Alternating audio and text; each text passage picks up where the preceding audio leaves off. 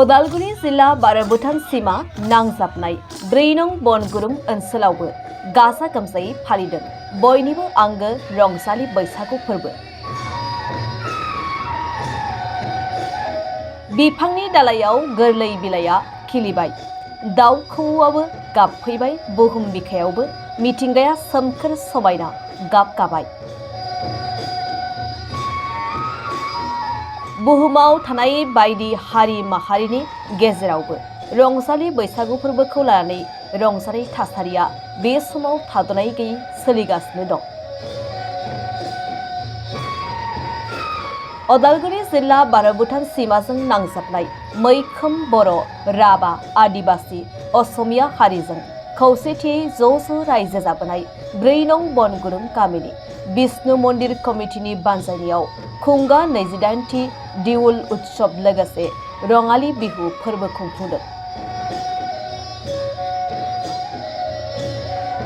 बोसोरफ्रोमबो खुंबोबाय थानाय बे फोरबोजों लोब्बा लाखिनानै ओनसोलाव गोजोन खौसेथि गायसननाय लोगोसे इयुन लाइमोनफोरखौ थुलुंगा होनाय हाबाफारिनि गेजेरजों देग्लायनि मेट्रिक आनजादाव उथ्रिसार जानो हानाय फरायसा लोगोसे सरकारि साख्रियाव गावखौ गायसननो हानाय सुबुंफोरखौ जर'खायै बरायना थुलुंगाखांहोनाय ओनसोल नाङै हाबाफारिखौ आरोबाव साबसिन खालामबावनाय नुनो मोननाय जादों।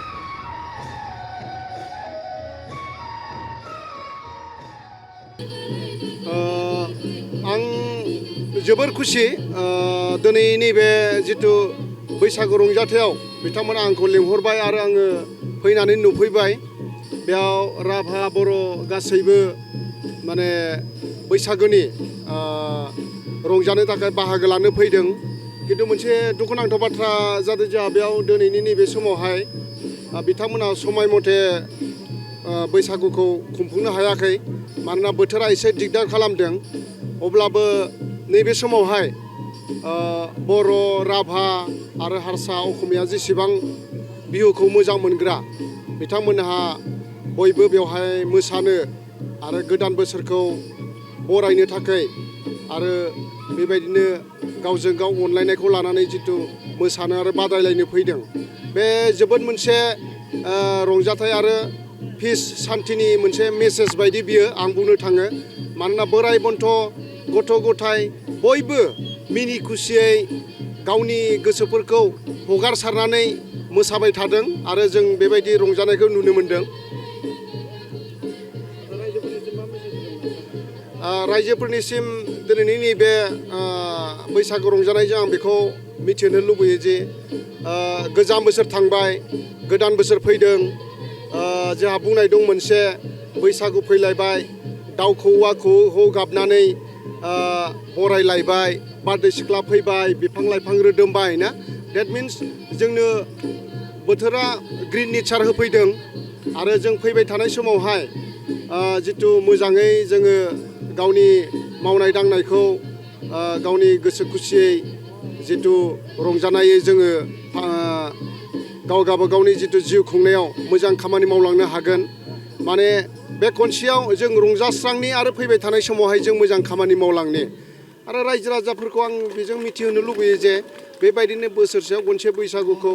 बै बर' नङा, बै आदिबासि नङा, बै असमिया नङा, बै राभा नङा, जों गासिबो मानसि हिसाबैहाय नैबे बैसागुखौ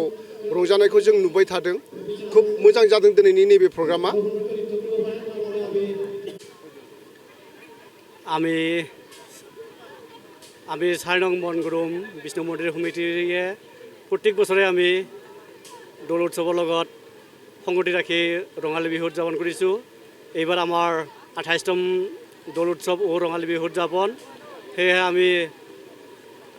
উদযাপন সমিতিৰ ফালৰ পৰা সমূহ অসমবাসী ৰাইজক ৰঙালী বিহুৰ শুভেচ্ছা জনাইছোঁ। লগতে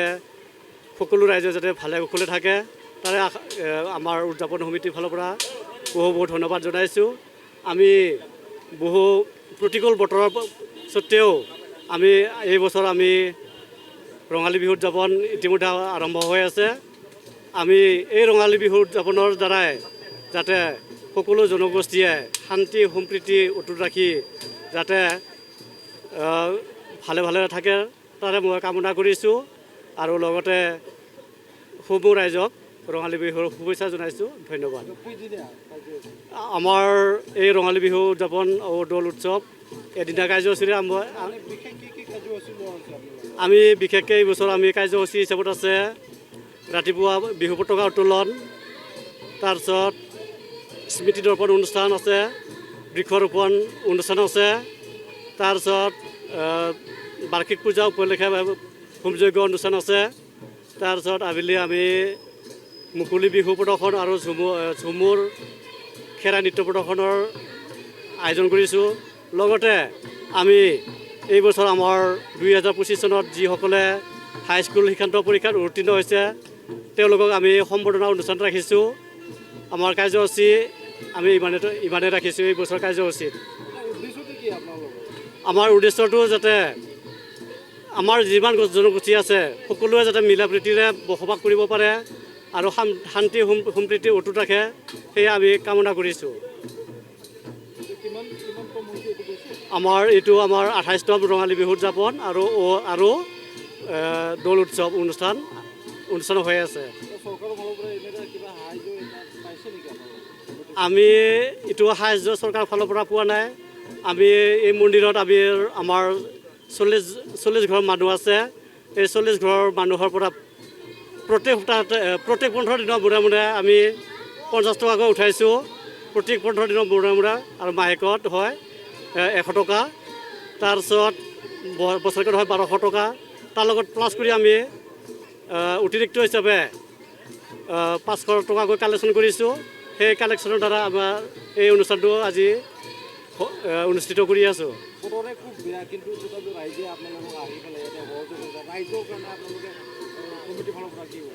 আমি ৰাইজক এইটোৱে আহ্বান জনাওঁ যে আমাৰ এই অনুষ্ঠানটো যিহেতু পুৰণিকলীয়া সেয়া সকলো ৰাইজে আহি আমাক সহায় সহযোগ কৰে আৰু ভৱিষ্যতৰ দিনত আমি পাতি যাম আৰু সেই পাতি যোৱা যাতে সকলো ৰাইজে আমাক সহায় সহযোগ কৰে তাৰ কাৰণে মই সকলো ৰাইজকে অনুৰোধ জনাইছোঁ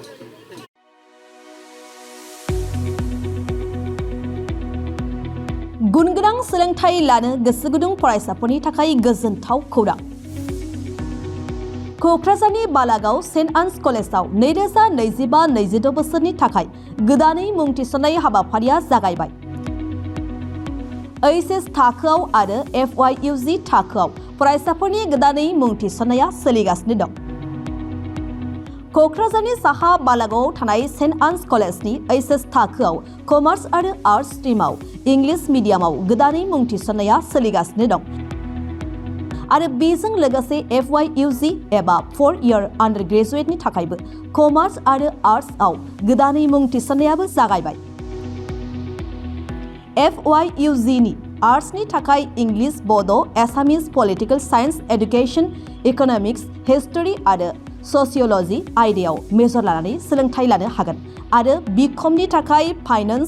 एकाउन्टेंसि मार्केटिं मैनेजमेंट आरो HR मैनेजमेंट आयदायाव मेजर लानानै सोलोंथाइ लानो हागोन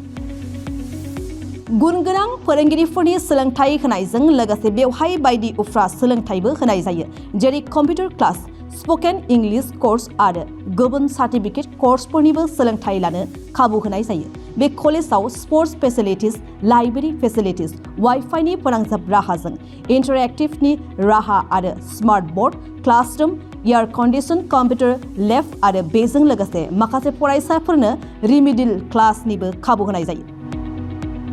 हौवा आरो हिन्जावफोरनि थाखाय आलादा आलादा हस्टेलनिबो सुबिदा दं जायफोर फरायसाफोरा गुनगोनां सोलोंथाइ लानो गोसो गुदुं नोंथांमोना क'क्राझार बालागावआव थानाय सेन्ट आन्स फरायसालिमायाव मुं थिसननो हासिगोन